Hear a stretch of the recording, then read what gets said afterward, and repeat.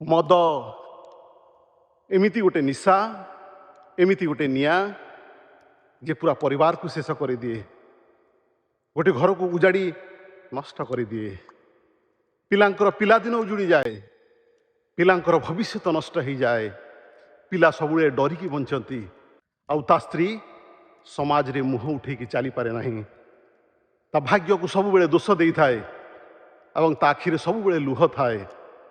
ତା ବାପା ମା ଏଇ କଥାରେ ଚିନ୍ତିତ ଥାନ୍ତି ଯେ ଆମର ଲାଳନ ପାଳନରେ କୋଉଠି ଭୁଲ ହେଇଗଲା।